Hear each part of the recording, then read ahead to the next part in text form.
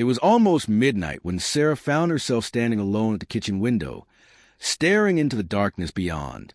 The house was silent, save for the occasional groan of the old wooden floorboards. Her husband had left days ago on a business trip, and her teenage son, Ethan, was asleep upstairs, or at least she thought he was. Something about tonight felt different. There was a weight in the air, thick and heavy, as if the universe was holding its breath.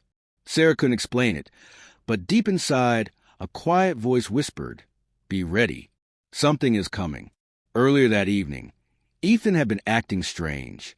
He barely touched his dinner, his eyes darting nervously toward the windows, his hands fidgeting under the table. When she asked what was wrong, he brushed it off with a forced smile. "Nothing, Mom. Just tired."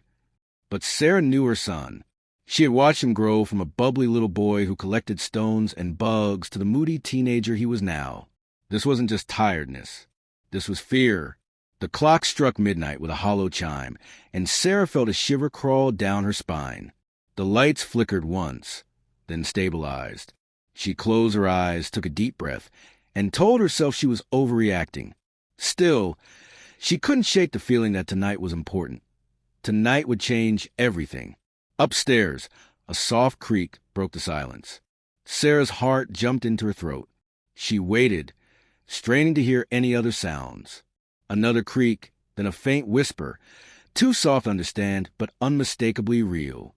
She rushed up the stairs two at a time, calling Ethan's name. When she reached his door, she found it slightly ajar. Ethan was sitting on the floor, his back to her, facing the window. His body was tense, his hands gripping something tightly in his lap. Sarah's breath caught. "Ethan," she said gently. He turned his head slowly, his face pale, his eyes wide with something that looked like guilt, fear, both. In his trembling hands, he held an old, weathered notebook, one she had never seen before.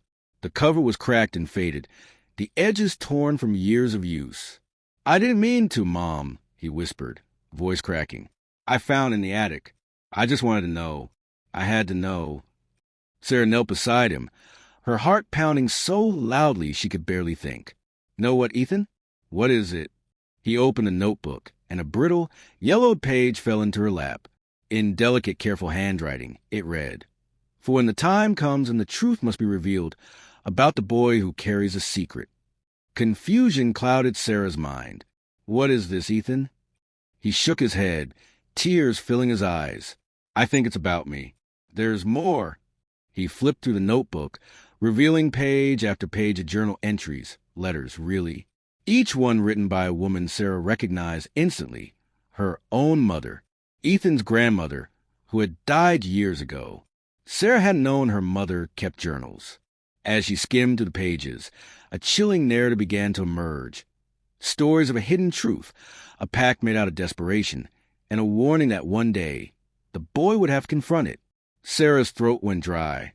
The more she read, the less she understood. Her mother wrote about saving the boy, changing his fate, and sealing away what must not awaken. The entries hinted at a night, long ago, when something had been done, something irreversible.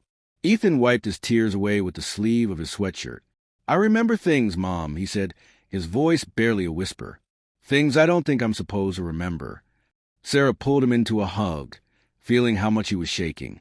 "Tell me," she said, though part of her wasn't sure she wanted to know. Ethan closed his eyes tightly. "When I was little, there were dreams.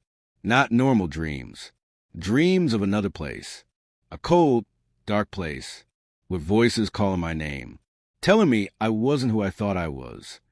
Sarah's arms tightened around him. "You are my son, Ethan. You're mine." He pulled back to look at her, his face pale under the harsh yellow light of the hallway. "Am I? Are you sure?" Sarah opened her mouth to reassure him, but the words caught in her throat, because deep down a memory stirred. The night Ethan had come into her life hadn't been normal. She had been told it was a miracle, a pregnancy that no doctor could explain after years of infertility. But she remembered the night clearly. The lightning storm, the strange figure at the end of the street watching her house, the dream she had where she was offered a choice, and she had said yes without fully understanding the cost. Her heart sank. Could it be? Had she made a bargain she didn't even remember? Downstairs, the front door rattled in its frame, as if someone or something was trying to get in. Sarah stood quickly, pulling Ethan to his feet. "Come on," she said, grabbing the notebook. They needed answers, and fast. They rushed down the stairs. But when Sarah reached the front door, she found it standing open. The wind howled through the house, scattering papers and knocking over a vase. Ethan clutched her arm. "Mom, look." There, just beyond the doorway, stood a man in a dark coat, his face hidden beneath the brim of his hat. In his gloved hand, he held something small and metallic, glinting under the moonlight. He stepped forward, and Sarah instinctively pushed Ethan behind her. The man stopped at the threshold, never crossing it. His voice, when he spoke, was deep and gravelly. "It's time." Sarah shook her head. "Time for what?" The man tilted his head slightly, as if considering. For him to know what he truly is. Ethan clutched her tighter. "Mom, please," he whimpered. Sarah stood firm. "You stay away from my son." The man chuckled, a low, unpleasant sound. "He's not just your son. He belongs to forces older than your world can remember. Forces that are waking up tonight." The ground beneath Sarah's feet seemed to shudder. In the distance, a deep, resonant hum filled the air. The man stepped back into the shadows and disappeared as suddenly as he had come. Sarah slammed the door shut and locked it, but she knew locks wouldn't stop what was coming. Ethan was trembling so hard he could barely stand. "What do we do, Mom?" Sarah grabbed his face in her hands, forcing him to look at her. "We fight. We don't give up, no matter what." She wasn't sure where the courage was coming from, only that she had to protect him, no matter the cost. The house creaked ominously around them. The lights flickered again, and this time they didn't come back on. They were plunged into darkness. Somewhere upstairs, a door slammed.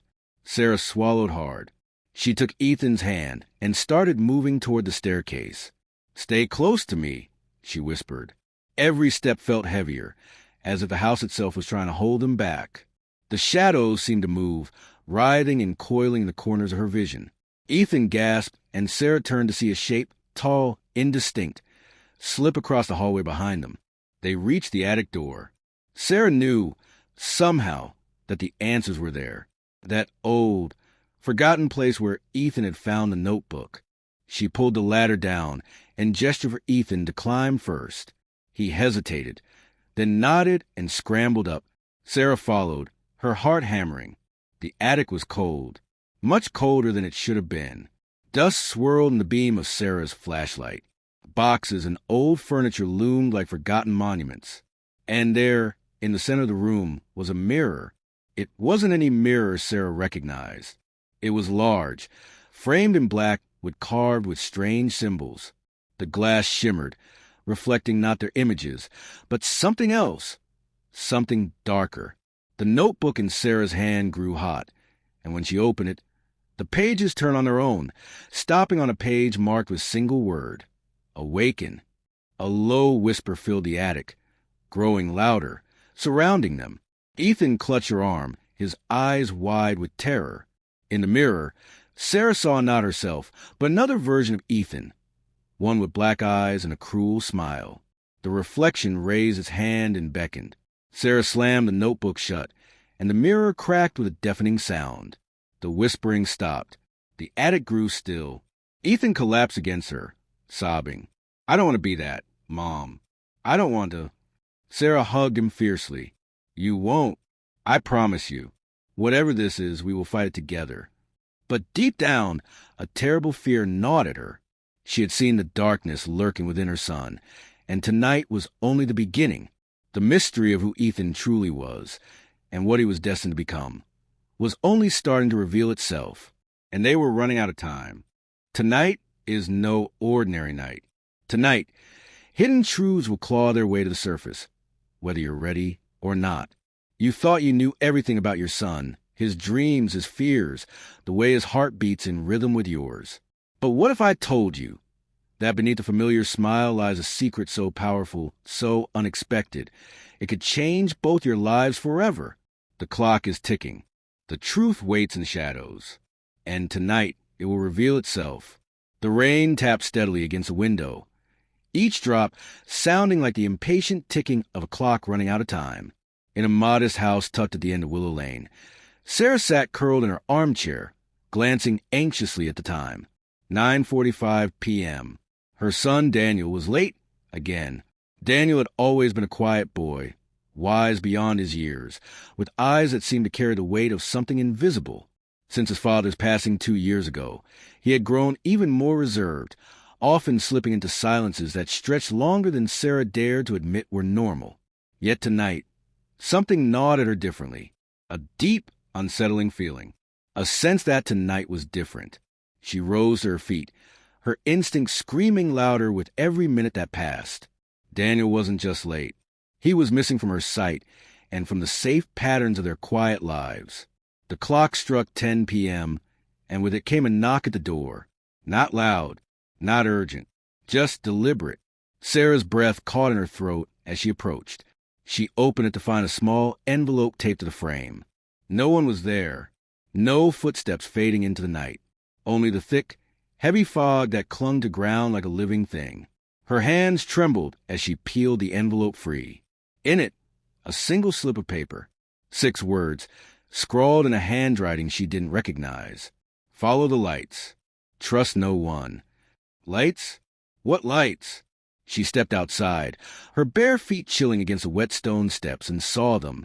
Tiny, flickering lanterns leading down the path into the woods behind the house. Lanterns that hadn't been there minutes before. A choice was laid before her. Stay in a house and wonder what might have been, or step into the unknown and uncover the truth. She didn't hesitate.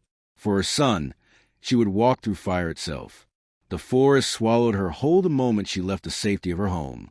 The night was darker here, the trees thick and gnarled like ancient sentinels watching her every move. The lanterns flickered ahead, each one perched carefully on crooked branches, lighting a twisting, winding path deeper into the heart of the woods. Her mind raced with questions. Was Daniel in danger? Was someone playing a cruel trick? Why the secrecy? After what felt like hours, Sarah came upon a clearing. In the center stood an old gazebo, its white paint peeling, the wood groaning under the weight of the misty air. Sitting inside was an old man she had never seen before. He smiled warmly, but Sarah's instincts bristled. "You've come," he said, his voice like gravel and honey. Just as expected. "Where is my son?" she demanded, fists clenched at her sides. The man didn't flinch.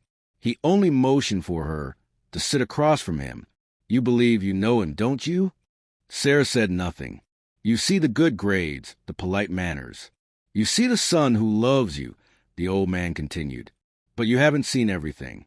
You haven't seen what he was born to become." Sarah shook her head. "I don't care what you're talking about. Tell me where he is." The old man sighed, as if saddened by her outburst. "It's not that simple," he said. "Tonight, a choice must be made. For him and for you, if you're ready." Before Sarah could speak again, the old man reached into his coat and pulled out a worn, leather-bound book. He slid it across the table. On its cover, her son's name, Daniel Elijah Ward, etched in gold. "Open it," the man said. Her fingers hesitated over the ancient cover. Fear slithered in her gut, but so did something stronger, a mother's love. She opened the book. Inside were pages filled with images, not drawings, but moving pictures like memories captured in time. She watched scenes unfold. Daniel, barely 5, standing at the edge of a playground, whispering something to a crying boy who instantly stopped sobbing, his face lighting up with calm. Daniel at 12, standing over a neighbor's sick dog, his hands glowing faintly as he petted it, and the dog, moments from death, springing back to life. Daniel last week, standing at the edge of a bridge, speaking softly to a girl ready to jump. Her tears stopped. She smiled. She walked away. Sarah's knees buckled. "What is this?" she gasped. "Your son," the man said, "was born with a gift this world hasn't seen in centuries. He is meant to heal not just bodies, but souls. But powers like his, they attract those who would use him, bend him, break him." Sarah's mind reeled. She remembered the way Daniel had always known when she was sad. even when she wore her best mask. How he'd slip notes into her pocket saying, "It's okay to cry, Mom." She remembered the way animals loved him, how even the angriest dog would soften at his touch. It all made sense, and yet none of it made sense at all. Where is he now? Sarah asked, tears blurring her vision. The old man's face darkened. He's being tested. Right now. If he fails, he will lose this gift forever. If he succeeds, he will become something greater than any of us can imagine. Sarah's heart pounded. What kind of test? A test of heart, the man said simply. Of trust, of courage. Sarah gripped the edges of the table. How do I help him? You can't, the man said, sadness heavy in his voice. You can only believe in him. Doubt him tonight, and you will destroy everything he is meant to be. The words hit her like a thunderclap. Listen carefully, the old man continued, his voice lowering to a whisper. At midnight, someone will come to your door. They will tell you Daniel is lost, that he made a terrible choice, that he is beyond saving. No matter what they say, you must not believe them. Trust in your son. Trust in the love you built. Sarah felt her world narrowing into sharp focus. Trust. Faith. No matter what, the man stood. This is the last time we will meet, he said. Choose well, Sarah warned. Your son's future depends on it. And just like that, he disappeared into the fog, leaving her alone with the book clutched to her chest. Conclusion of Part 1. Sarah stumbled back through the woods, the lanterns flickering out one by one behind her. Every step felt heavier than the last. When she reached her house, it looked different, darker somehow, as if the shadows themselves held their breath. She closed the door behind her and checked the clock. 11:45 p.m. Only 15 minutes until midnight. Only 15 minutes until the greatest test of her life. And somewhere out there, her son was fighting his own battle. A battle that neither of them could afford to lose. The house grew silent. The wind howled against the windows. And then, at exactly midnight, the knock came. The knock echoed through the house, low and deliberate, as if the very walls shuddered beneath its weight. Sarah froze. The old man's words ricocheting in her mind. Someone will come. They will tell you lies. Trust no one but your son. Her heart hammered painfully against her ribs. Every instinct screamed for her to open the door, but she hesitated. A second knock came, louder this time. Then a voice. Mrs. Ward, it's Officer Ramsey. Please open up. It's about your son. Sarah's breath caught. Officer Ramsey was from the local precinct. She had met him before, trusted him. His voice sounded normal, concerned, even, but wasn't that the point? They will sound convincing. She crept to the door and peered through the peephole. There he stood, rain dripping from his hat, his badge glinting under the porch light. Another man stood behind him, taller, in a dark suit, his face obscured by the shadows. Please, ma'am, Officer Ramsey said. It's urgent. Sarah hesitated a moment longer. Then, slowly, she unlocked the door, but kept the chain latched. What is it? She asked, her voice shaking. The officer leaned close. Your son. He's been involved in something serious. He's gone missing. We have reason to believe he's gotten himself into a situation he can't get out of. The words sliced into her like icy blades. He's alive, the other man said, stepping forward, his face still hidden. His voice was smooth, practiced, but he's not the boy you thought he was. Sarah tightened her grip on the door. What do you mean? She whispered. Sometimes, the man continued, children hide things from their parents, darkness inside them. Sometimes, it grows until it's too late to save them. Sarah closed her eyes, the memory of the old man's warning burning into her mind. They will make you doubt. They will make you fear. When she opened her eyes again, her voice was steady. No, you're wrong. The officer looked genuinely pained. Mrs. Ward, please, he said. If you cooperate, we might be able to bring him back. But you need to accept that he's dangerous. Dangerous? Daniel?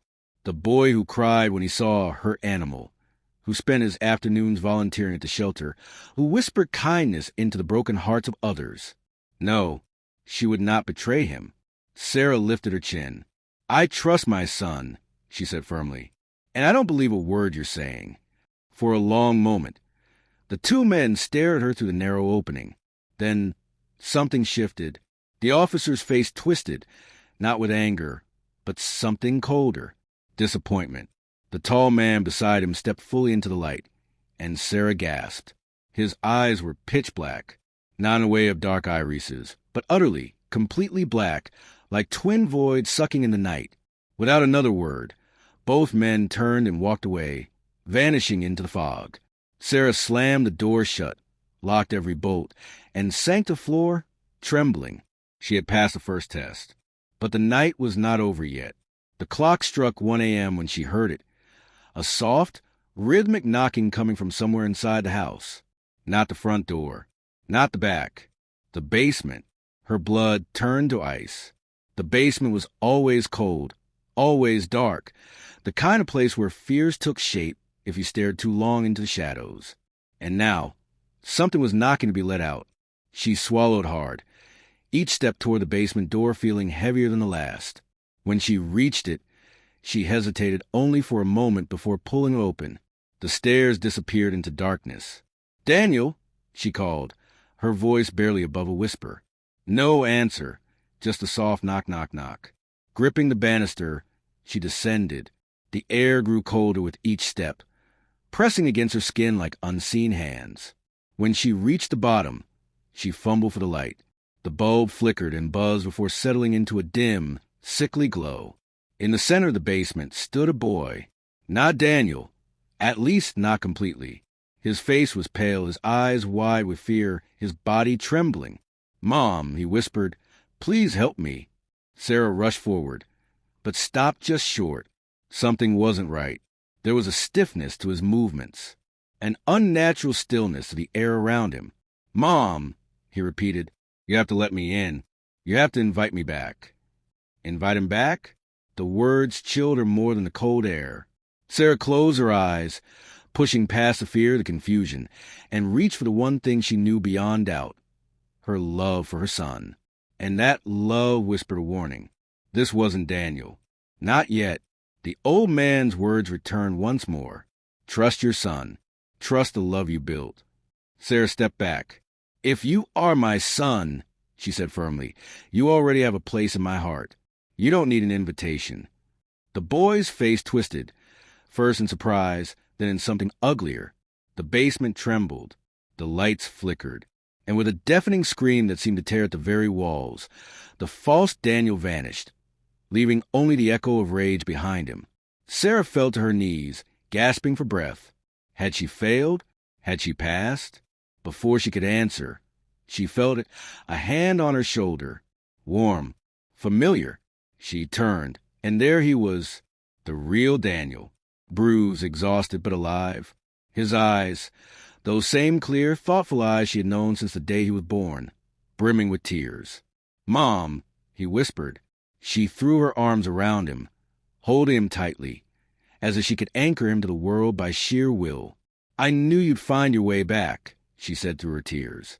Daniel pulled away just enough to meet her gaze. "I almost didn't," he admitted. "They tried to make me believe I was alone, that you wouldn't wait for me, that you'd given up." "Never," she said fiercely. "Never." He smiled, a real, tired smile, and for the first time in years, Sarah felt the heaviness in her chest lift.